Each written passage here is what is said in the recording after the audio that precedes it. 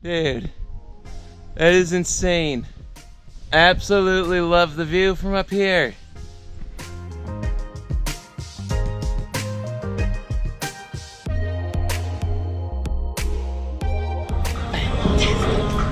I was not expecting it. Big old iced matcha. Dude, I haven't had an iced matcha since I left home, and it is bringing all kinds of good feelings. Alright. Oh boy, they're out here. Get a load of that. Oh my gosh, it smells so good.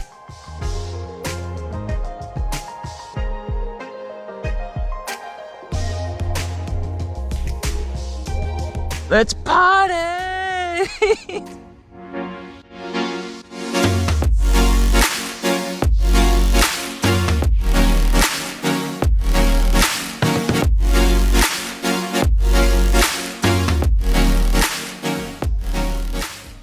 Good morning and welcome to day number 18. We're gonna start getting packed. We're gonna get into State College.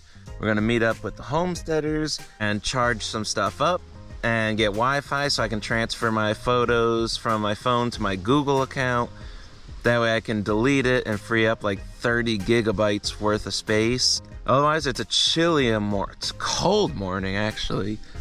The temp dropped a bit. It went down to the 40s and it got real windy. So there's a freezing cold breeze going through the mountain right now. I'm kind of procrastinating putting stuff away, which is why I decided to do my video now. It'll give me at least 5 minutes of procrastinating before I get out there and freeze.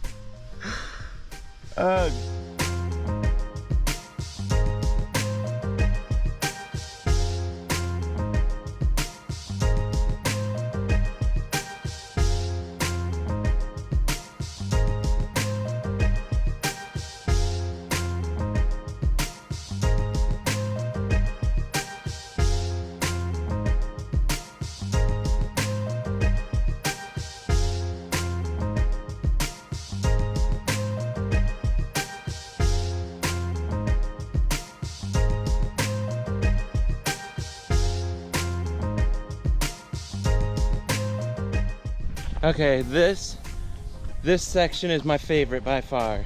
Everything is dry so I can hike it clean. The sun is peeking over. Dude, the sunrise is absolutely beautiful over the mountains right here. Combine that with the smell of fall, the leaves are falling. Hands down, my favorite part of the trail to date.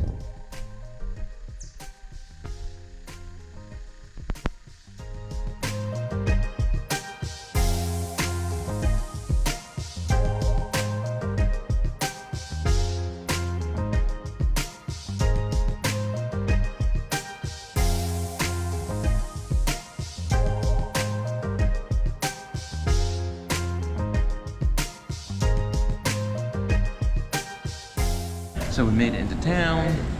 I got my lift, went to the plaza up, I think it's just to the right of where the trail gets off. But I stopped into a bagel cafe. So, got myself an everything bagel, nice. Western omelet, potatoes, got my restock. I am not looking forward to this. I have so much stuff to jam in my backpack, it's not even funny now. It's gonna be heavy, heavy, heavy, heavy. But for now, I'm gonna re-energize, get this. I got some stuff charging, Wi-Fi being used. Now we're gonna eat. I was not expecting it. Big old iced matcha. Dude, I haven't had an iced matcha since I left home, and it is bringing all kinds of good feelings. Oh, I'm so happy right now. I got an Uber, really nice guy. He drove me around, and now he dropped me right back off at the trailhead. So I do not have to stop at a hotel. I can just go back up into the mountain, which is what I really wanted, and sleep out on the mountain again tonight. The rain has been called off. I'm very happy about that. Oh, this is a bad sign. I haven't even done any elevation yet. I'm already winded from the weight. Screw me sideways. This is gonna be a huff.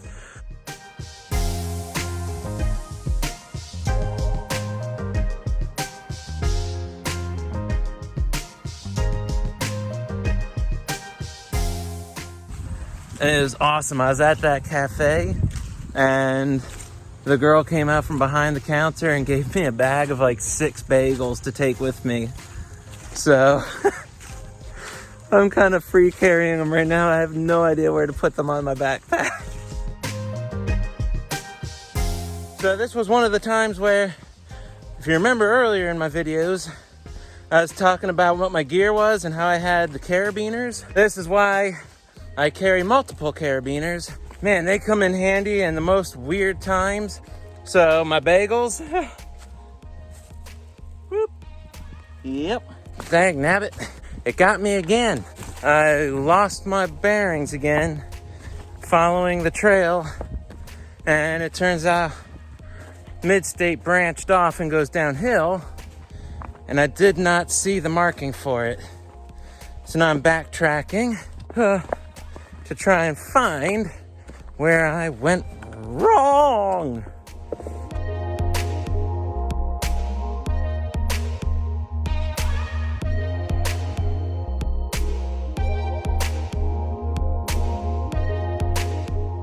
Oh, get out of my way, brush. Oh, mama. All right, now it's time to be a lot more cautious of where I'm stepping. Oh boy, they're out here. I have run into rattlesnakes before when I was hiking the AT. They usually keep to themselves. Like they'll hang out underneath, like in rock crevices, all curled up. And they never really paid any mind to us hikers. They just kind of sat there chilling. The only time they get aggressive and nasty is if you're walking right up on them and you don't pay attention and you step on them or get close to stepping on them, or you throw things at them and you aggravate them. Which there was an idiot couple that did that on the trail last year. They were throwing rocks at it, sticks at it. The thing was all perched up, ready to strike. And they were still antagonizing it with sticks and whatnot. Stupid as all get out. They got insanely lucky that the thing didn't get them.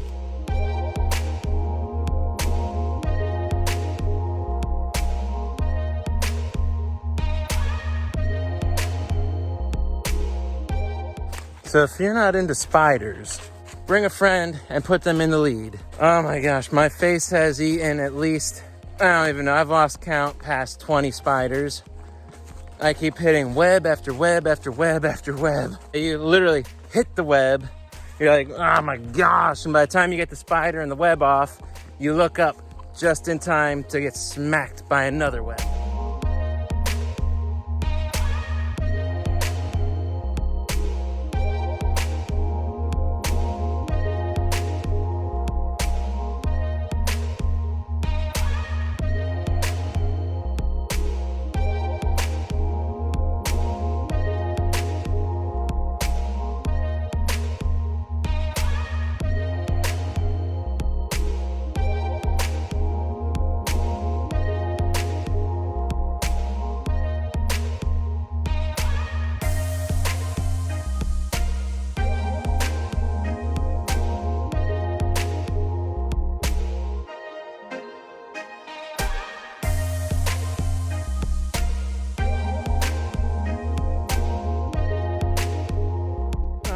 What say you?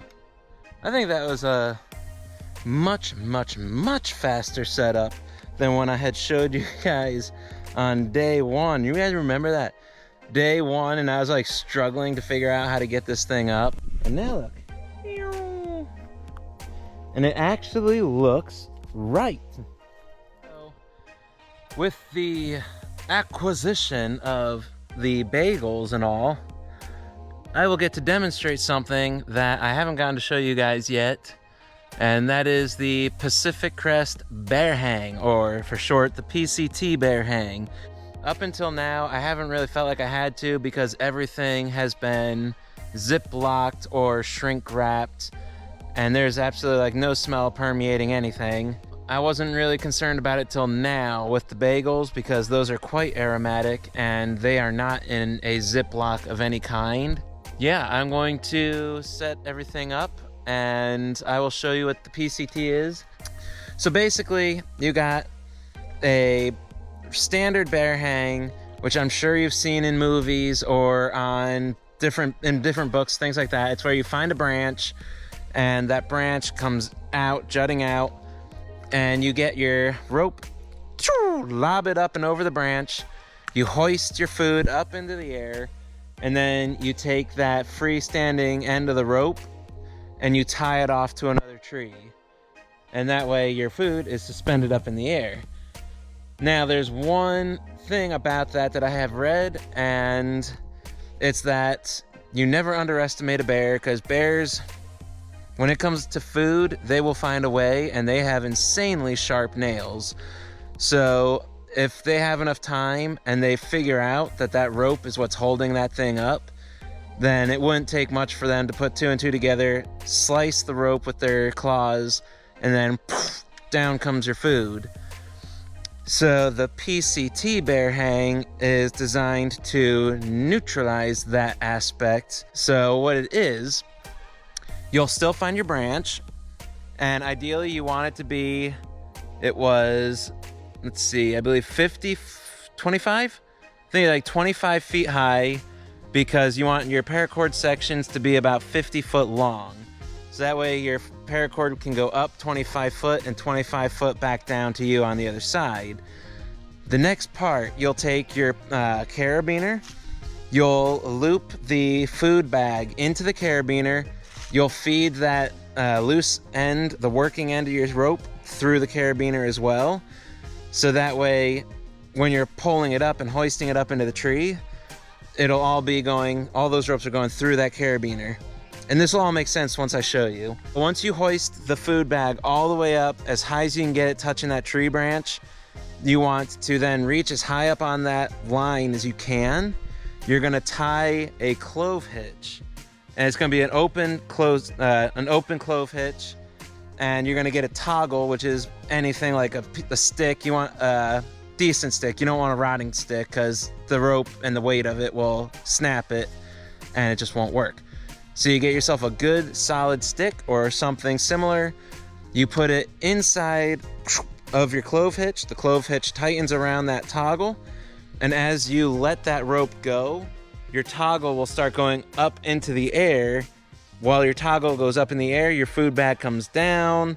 If you see where I'm going with it, your toggle will meet your carabiner at about 15 to 20 foot off the ground. And that toggle will then get stuck into the carabiner, and it'll lock it in place. You'll have a freestanding bear hang. It won't be tied off to any trees, so a bear can swat at that rope all at once. It's not gonna be able to cut it in a way that your food will drop. All right, so here we got a rock. What we want to do, this is the rock we're using for our steaks. You're just going to put it in a predetermined baggie, like this. That'll give you some weight. So I got my carabiner. This is just a standard little bowline knot. Put the bowline knot up through like that. It's all connected. Kind of like the look of that one right there. You want it to be thin enough that if a bear tries to go out onto the limb, it'll knock the limb and fall. So once you find it, you get your rope. Uh-oh. I might want that a little bit further in. Just take the clip off. It's not perfect. This is not an exact science. It takes some skill and luck. All those videos that show them getting it on their first try, some of them they might, but most of the time it just doesn't happen that way. Okay, I like that a little bit better. All right, and then what you do, take this off, you got your clip, and then we'll just get the food and attach it to that clip. This we don't need anymore, so the rock, boop, done. Oh, I got the feeling it's gonna snap.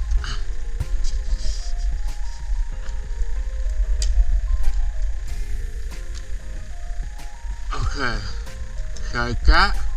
See up. Now, reach up as high as you can. Do a loop.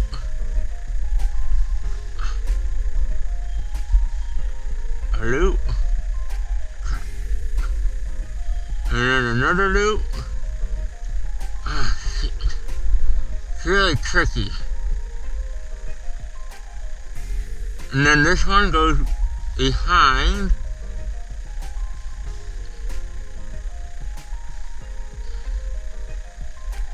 Like that. Get your toggle. Through the first. Through the second. And there you go. There's your clove hitch. And then, oh shit. See, that's where I made the mistake. I forgot to put it through there. Shit. Alright, let it back down. My mistake. I always forget that part. Alright, so there. Now we can haul it up.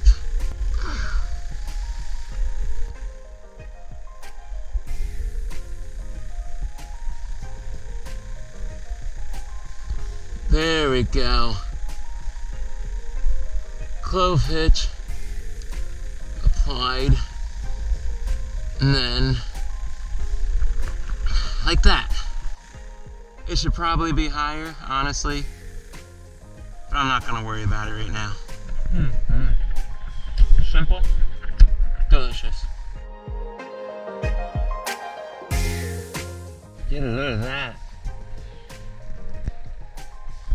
Oh my gosh, it smells so good. We got sesames. We got a blueberry.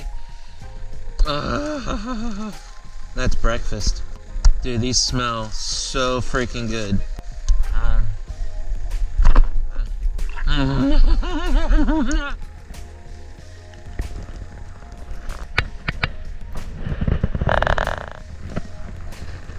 Here's some of the booty that I got today. There's not much more than food that gets a hiker excited, other than a really killer view, and if it's in the middle of summer, a really sick swimming pool with a rope from a tree. And by swimming pool, I don't mean like a man-made pool. I mean like a natural oasis. I found a few, and they are phenomenal. But no, the food, I got these, the fruit and grain breakfast bars. I got a box of, I think, 8 apple. And then, oh, I'm so excited about this stuff, dude. Oh, look at that. $10 for this whole thing. And I am so stoked to dig into it. I got these to go with it. A 20 pack of fajita taco wraps. For my munchie side, this is awesome. I love this stuff. So I found this at Weiss's. They get the Cars brand. Dude, this stuff is phenomenal. If you ever have a sweet, salty, savory tooth while you're hiking, this stuff satisfies beyond words. Like, oh my gosh. Ugh. It's got peanuts, peanut butter flavored candies, dark chocolate, and butter toffee peanuts. Yeah. It's like my favorite go-to snack, and it's only like $7 for that giant bag. This is the other snack I got, because 'tis the season. Oh, you can't see it like that. Yeah. 'Tis the season for the Stouffer's Snap Cookies. Apple cinnamon. Who doesn't like apple cinnamon? I could have gone with pumpkin spice, but you know, limited edition. I had to have it, so I grabbed it. So good. 18 days in, just finished state college, and I managed to get all my stuff together, get back on trail, make it another... I actually don't know how many miles I made it after state college. It may have been like 3. I think it's somewhere between 3 and maybe 4.5. Dude, if you go through this trail and you stop in state college, which I highly recommend you do because it's such a nice town. I love it. I think it's a beautiful town. You need to go to the Toasted Bagel Cafe. The atmosphere was great. Everyone was vibing, dude. I don't know how to explain it. I was in there They had great music playing. All the employees very much were just like jiving to the music, just while they were cooking, making stuff. It was really cool. I loved it. I was digging it. They were definitely super nice to me. The bagels, oh my gosh. The bagels are just out of this world. I love them. The omelet was amazing. It hit the spot so well. The matcha was probably one of the better matchas I've ever had from a restaurant place. On other notes with the trail, it went very well. Definitely stay vigilant on that trail with the blazes. It's very easy. I've done it several times now where I've missed a double blaze and I just keep going straight down a side trail instead of realizing that my trail split off. And I'll make it like a quarter of a mile, half a mile, sometimes even an entire mile before realizing that I made that oopsie. And then I gotta backtrack the whole thing. And when you're trying to get miles under your belt, it's not fun adding an extra 2 miles to your trip. I mean, it's just not, you understand. When I was up there on the mountain, it was a very happy, almost like a party-go-lucky, uplifting vibe that you would catch from that trail section. As soon as I went down the mountain into that ravine and valley, like right where I'm at now, it was like the mood 360 changed. I don't know why we say 360, because 360 is just like a full loop. It's a bad habit of mine. It's a 180. It was like a 180. But yeah, it went from that fun, upbeat, like smiles and like, I'm ready to take this thing on. And then you get to the valley and it's dark. And it's just pine trees everywhere. You got ferns everywhere. It's blocking the sun out. And you get a very different vibe. It gave me more of a, you don't want to get lost in my woods, boy, because this is the scary dark woods. That's what it felt like. It was just a whole different vibe going from one section to the next. I'm definitely a go-lucky, fun, free-spirited, let's party type of person. Going through sections like this is kind of like, when are we getting out of here? Oh, dude. Oh, I missed my hairbrush. Sure, I've had spiders living in my hair for the last few days, and cleaning it all out, getting the cobwebs out, getting the tangles out, getting all the loose hair out. I'm ready. I'm ready to start hiking some more.